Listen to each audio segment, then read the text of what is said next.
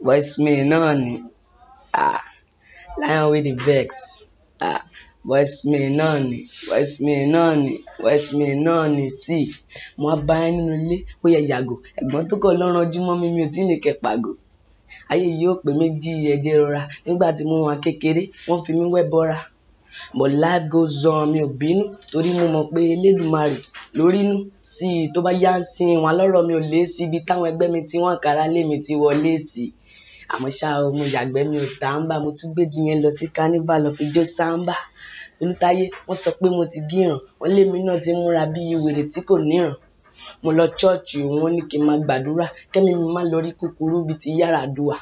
Wọ́n ní tí bá fẹ́ yàwó kí n lọ fẹ́ múṣẹ́ yá torí mi lẹ́rùkú tó fẹ́ ra òkété ńlá fún léyà.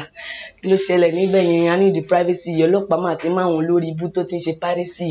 Mi mọ̀ wá ẹ̀ táwọn ẹlòmíì fi wà brainless. Òtẹ́dọ̀ láfẹ́ jẹun ẹ̀ mo jẹ ẹ̀sìn stainless. Nǹkan tá ṣe níbi báyọ̀ ti di secret. Mi ò lẹ́rùkú níbí nìkan kó dáa tún ní district.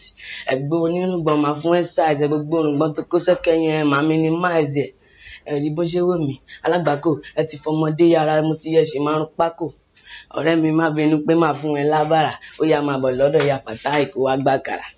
Kí lẹ rọ sínú bíbà ẹ̀ ok omi ni kí ló dé tẹ́gbọ́n ẹ kan ló ń wò mí ok ó dín ní ẹ̀yin ẹ̀ lè rí mi nà èmi lọmọ gómìnà mo ti gbàgbára ní mi náà tó bá sún mọ́ mi yẹn máa gbiná tó bá prove stubborn máa ṣe yín lé ṣe máa make sure pé sínú pósí fódìdí ọjọ́ méje.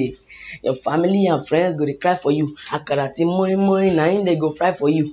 Òfẹ́ ló kú mọ́ sí o ti fẹ́ wá àrísítóró sọ pé òun máa gbé gbogbo family ẹ̀ lọ Paris.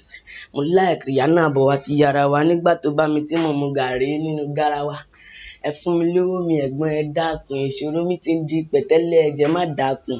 Kìnìún ní voice me mi ò kí ń bẹ̀rù bọ̀. Ìmọ̀rí mo rámọ náà mọ̀ tó ti yàn ọ̀gbọ̀n.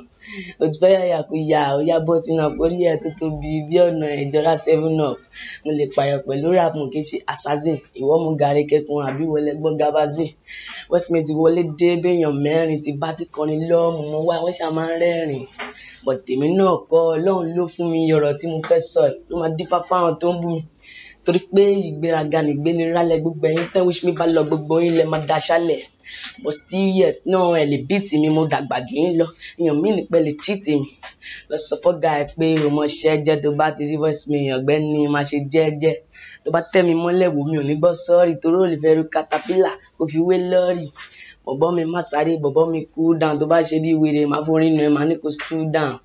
Ẹ sọ pé mi ò kú dùn ṣó ti mú rí ni o ti sọ pé DSTV wà lọ́rùn ṣó ti kú rí ni. Voice me mo dẹ̀ ń bínú àwọn ológo kan mo dẹ̀ ń bínú. Ok ẹ má jẹ́ kí n lànà torí mo ṣe wà ayọ̀gbẹ́ ni mò ń gbóná. Ẹ̀kọ́ tiẹ̀. Thank you.